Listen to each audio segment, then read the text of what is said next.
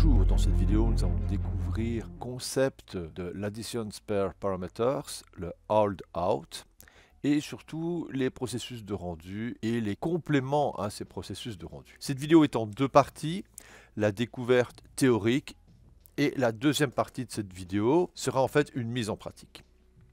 Pour plus de compréhension, je vais développer le menu qui nous permet de voir les différents départements qui constituent Houdini, c'est-à-dire en fait les opérateurs. Lorsque j'active un nœud de rendu en cliquant sur cette icône, nous remarquons que nous avons deux opérateurs qui sont nourris par des nœuds spécifiques. Le out, c'est tout simplement le nœud de rendu. Il suffit de cliquer ici pour venir dans l'opérateur out et voir les paramètres. Tandis que dans le shop, nous avons un nœud qui complète le processus de rendu, ou en tout cas qui le rend beaucoup plus spécifique. Et dans ce nœud, nous retrouvons le complément au processus de rendu. Nous voyons ici un processus Pixar, PXR, Path Tracer. Le Path Tracer permet d'avoir par exemple des caustiques et d'autres principes d'échantillonnage pouvant améliorer la qualité du rendu. Si je viens dans le moteur de rendu, Rendering, nous voyons ici Integrator, l'opérateur Shop dans lequel on a été au préalable, et nous retrouvons ici le Pixar Path Tracer. Pour y accéder, on clique directement sur la flèche et on retrouve le Path Tracer. Autrement dit, le Path Tracer de Pixar est bien complémentaire au moteur de rendu. Je reviens dans le nœud du shop, là où il y a le nœud contenant les compléments spécifiques au moteur de rendu, simplement pour vous montrer que si je veux en rajouter un autre, ce que nous verrons bien sûr par la suite dans la formation, il suffit d'aller dans Integrator et on retrouve ici le Path Tracer ainsi que d'autres. Exemple, si je prends le VCM,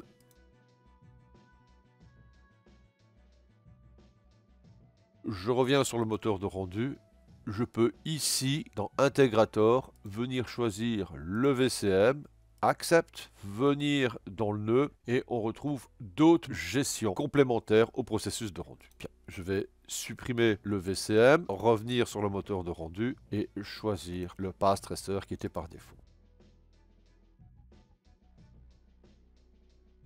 Vous avez aussi d'autres compléments au rendu que vous pouvez retrouver dans Advanced. En bas dans le menu, il y a le Display Filter. Les Display Filters sont des outils qui vont enrichir l'affichage. Pour comprendre, le plus simple, c'est de s'imaginer que votre rendu va générer une image. Si on a un élément, un cube ou une sphère, nous savons que tout ce qui est additif va afficher la sphère au rendu, ce en RGB. Et s'il n'y a aucun élément en 3D, généralement, il génère un alpha. Mais grâce aux enrichissements du display filter, il est possible dans l'affichage d'ajouter des éléments à l'arrière-plan, comme par exemple un background, ou et d'autres processus qui viennent compléter votre affichage. À ce moment-là, il est évident que si vous enrichissez une image avec des informations sous pixels nombreuses, il faudra donc sortir cette image en EXR ou d'un format autre tel le DIP. Dans les découvertes d'applications, nous allons utiliser le format EXR. Les concepts des informations pixels et sous-pixels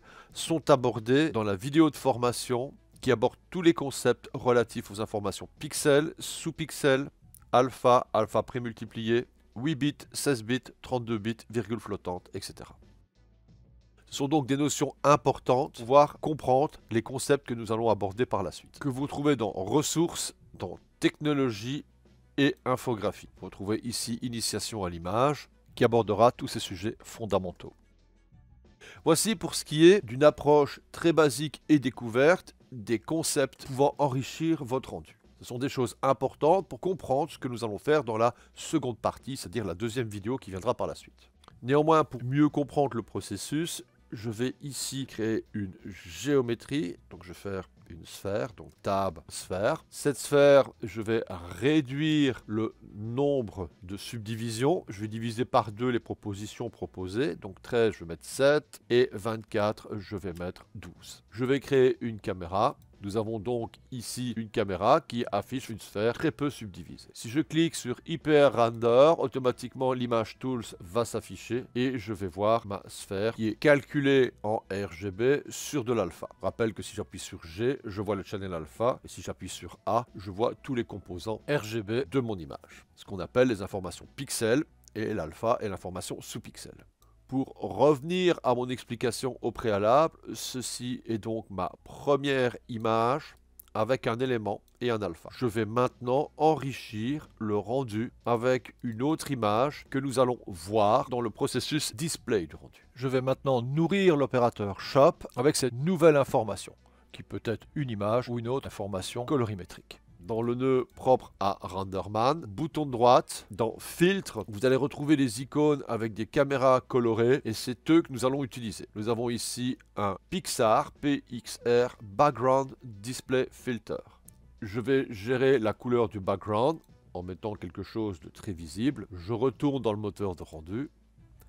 Et dans Display Filter, il suffit de cliquer et d'aller chercher la couleur background. Dès que je fais Accept, je viens de mettre une couleur à l'arrière-plan. On peut considérer que ce processus permet de faire une sorte de compositing. Attention, ce background n'empiète pas sur l'alpha. Cela signifie donc que nous avons une information RGB qui est complétée, mais on ne touche pas sur l'information alpha. Pour gérer les nœuds qui nourrissent certains channels, il suffit de cliquer sur la flèche. Vous trouvez directement ainsi tous les paramètres relatifs à ce nœud. Et éventuellement d'avoir le processus en information sous pixel. Et vous avez ici le nom de l'information sous pixel. Lorsque vous voulez que votre rendu RGB vienne créer un layer, c'est-à-dire une information sous pixel, en plus pouvant enrichir une image OpenEXR. Les AOV sont en fait la même chose que les render éléments de 3D Studio Max. Alors AOV, ce n'est rien d'autre que arbitraire output variable qui résume un peu le concept décrit. Donc ce sont des sorties qui viennent compléter une image avec plusieurs informations sous pixels et vous pouvez leur donner les noms que vous voulez et extraire les différents composants qui viennent créer votre rendu 3D. Encore une fois, j'aborde cela dans mes cours relatifs aux images. Voyons maintenant un autre processus de filtre qui est le Pixar Image Display. Vous allez charger une image compatible Mental Ray. Donc je vous rappelle quand même d'utiliser les images que nous avons vues qui étaient retraduites en tech. Vous allez retrouver dans les formations relatives à RenderMan une vidéo consacrée au gestionnaire de textures et aux conversions tech. Une base aussi très importante pour une utilisation optimisée de RenderMan. Donc ici on a l'historique de tout ce que j'ai utilisé. Donc je vais utiliser par exemple l'image jour. Je reviens sur le processus de rendu et je vais choisir le nouveau filtre Image Display. Accept. Et maintenant c'est l'image display qui est prise en compte. Maintenant nous allons voir les paramètres relatifs au chargement et à la gestion de cette image display. Donc il y a différents paramètres. Et vous allez retrouver des paramètres permettant de modifier les aspects colorimétriques. Attention, le type d'image qui est à l'origine de la conversion tech, évitez de prendre du JPEG, donc dans ce cas-ci c'est du JPEG, car vous n'avez que 8 bits par channel et les ajustements de colorimétriques risquent tout simplement de détruire l'intégrité visuelle de votre image. Il est évident que cette gestion peut être très complémentaire à partir du moment où vous avez une image minimum 16 bits par channel. Pour les backgrounds et si vous voulez modifier certains aspects, je vous conseille d'aller chercher une image HDR, PNG 16 bits ou EXR. Et c'est d'autant plus important que votre image peut être interprétée en mode linéaire. La modification de l'aspect ratio par rapport au rendu de la caméra peut se faire automatiquement avec différents modes de réadaptation proportionnelle de votre image. Pour découvrir les autres menus de modification d'échelle, je le laisse en stretch. Je vais modifier cette valeur et puis celle-ci. Une fois que j'ai mis une valeur dans left et right, on pourra modifier maintenant les autres paramètres pour mieux comprendre les ajustements possibles avec les différents menus. On va tout réinitialiser. Bouton du milieu, CTRL.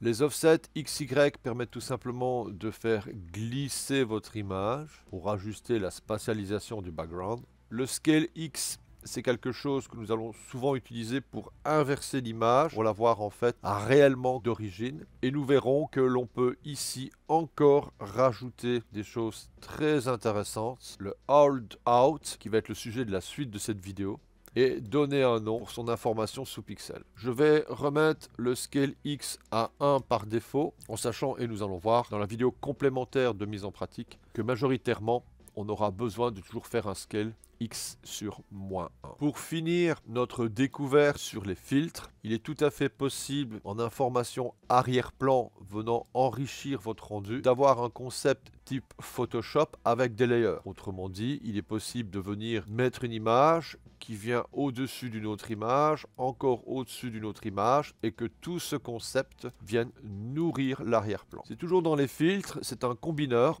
Donc ici dans les filtres, vous allez voir Display Filtre Combiner. Je crée le nombre de layers que je veux. Il faut savoir que le layer qui est le plus bas, ce sera celui qui sera derrière et qu'au fur et à mesure, vous venez enrichir. Exemple, ici j'ai l'image, je viens, je dépose. Ici j'ai la couleur, je viens, je dépose. J'affiche les paramètres du rendu et je vais chercher le combineur. J'ai donc bien mon image arrière-plan qui est enrichie avec la couleur background que j'ai mis au préalable. Pour mieux comprendre les paramètres Hold Out qui sont ici, je vais tout simplement garder le Image Display. Je vais créer une géométrie complémentaire qui va être une grille, donc grid. Je vais la descendre à moins 0,5. L'objet gris est sélectionné. J'ai ici les contrôles de transformation, Translate, Rotate, Scale, ainsi que les gestions du point pivot. J'ai ici les paramètres de rendu qui sont généralement des filtres ou des outils complémentaires propres à Mantra et pas toujours 100% compatibles avec d'autres moteurs de rendu. Étant donné qu'ici nous voyons un autre moteur de rendu, il y a des choses qui ne fonctionnent pas, comme par exemple le Matte Shading, Retrace Shading et autres. On voit qu'il n'y a aucune influence et si je relance le rendu, ça ne change strictement rien. Vous avez d'autres processus qui permettent d'afficher les couleurs du filaire dans le viewport, mais ce qui va nous intéresser, c'est la partie render. Je suis sur la grille, je vois qu'ici il y a Matte Shadow, Retrace Shading. J'aimerais bien compléter pour rendre l'objet invisible au rendu, mais peut-être visible pour d'autres processus, comme la réception de l'ombre par exemple. Mais je viens en fait de définir l'utilité du Hold Out. Pour cela, il faut sélectionner la géométrie, se mettre dans les paramètres Render, cliquer sur Hold Out. Directement, on a la sensation que la géométrie disparaît du rendu, ce qui est le cas pour les informations RGB. Le Hold Out, maintenant, vient compléter les paramètres du rendu. Vous pouvez l'activer ou le désactiver, et il va permettre aux géométries de ne pas être vues au rendu, mais de pouvoir recevoir l'ombre pour compléter les processus de compositing par la suite et faire croire que votre objet est posé sur l'image arrière-plan. Est-ce que c'est un processus qui est intéressant? Oui, si vous ne faites que ça. En effet, je vais le supprimer en faisant CTRL Z et maintenant je vais ajouter Addition Spare Parameters. Attention, la grille est toujours active. Et là, nous avons des paramètres spécifiques à RenderMan, ce qui évite de venir dans des paramètres combinant des processus propres et spécifiques à l'environnement d'Houdini, pas toujours compatibles avec RenderMan. Ici, nous avons l'exclusivité des paramètres propres à RenderMan. Si je vais dans Trace Attribute, j'ai Hold Out, qui est en fait exactement la même chose. Mais attention, si je n'ai pas le menu RenderMan, que je clique sur Hold Out, je viens donc de l'ajouter, comme nous avons vu précédemment. Et si j'ajoute Addition Spare Parameters dans RenderMan Trace Attribute, il n'est plus là pour éviter les doublons, il va donc se retrouver ici. Bilan, pour éviter cette redondance et avoir uniquement un onglet propre à RenderMan, je conseille de ne pas utiliser le Hold Out, sauf si vous ne voulez utiliser que lui. Qui peut le plus, peut le moins, cliquez directement sur Addition Spare Parameters. Vous aurez un onglet RenderMan, Trace Attribute et vous aurez le Hold Out et nous comprendrons tout de suite par la suite son intérêt. En effet, cette explication permet tout simplement de sensibiliser au concept de l'ajout du menu. Je vais maintenant sélectionner Sphère et cliquer sur Addition Spare Parameters. La sphère a donc maintenant un onglet RenderMan. Nous savons pour ajouter un passage correct de face en face de la lumière diffuse, je dois venir dans l'espace objet de la sphère, soit la subdiviser, mais néanmoins ne fût-ce que mettre un nœud normal. Mais en fait, maintenant que nous avons découvert ce nouvel outil, vous pouvez directement accéder à tout ce que vous avez besoin dans les paramètres géométrie. Vous avez ici Polygon, Smooth, Normal. Automatiquement, les normales vont s'adapter au processus de rendu de RenderMan et la lumière va passer correctement de face en face. Vous n'aurez donc plus besoin de venir dans vos géométries à chaque fois rajouter le nœud normal. Mais c'est sans compter avec un plus qui va vous permettre cette fois-ci de travailler avec une optimisation de votre scène. Il est évident que ce maillage est beaucoup plus léger que le maillage proposé par défaut vu qu'il est réduit par le simple fait que j'ai réduit par 2 le nombre de segments qui constituait cette sphère. Et là, vous allez retrouver la subdivision qui est dans le processus de rendu. La subdivision proposera différents styles. Certains concepts vont tout simplement subdiviser le maillage sans lui donner d'arrondi. C'est le concept bilinéaire. Vous retrouvez exactement la même chose dans le nœud de subdivision proposé dans les outils d'Houdini. Je vais remettre celui qui est par défaut. Et dans certains cas de triangulation, la subdivision est peu heureuse et donc certains styles peuvent être beaucoup plus appropriés. Voilà maintenant pour mieux comprendre le choix entre l'ajout des menus ayant un onglet spécifique Renderman. Bon, il est évident que tout ce nom de voir est très basique, c'est la notion de découverte. Tout sera, bien sûr, sera vu en détail dans les autres vidéos qui arrivent. Mais l'objectif était surtout de conscientiser le choix entre deux options, celle d'un menu Renderman qui englobait le Hold Out ou bien l'exclusivité Hold Out. Et voici ce qui termine les utilisations et les explications des menus. Je vous invite maintenant à voir la vidéo suivante qui va nous mettre en pratique tous ces concepts. À bientôt!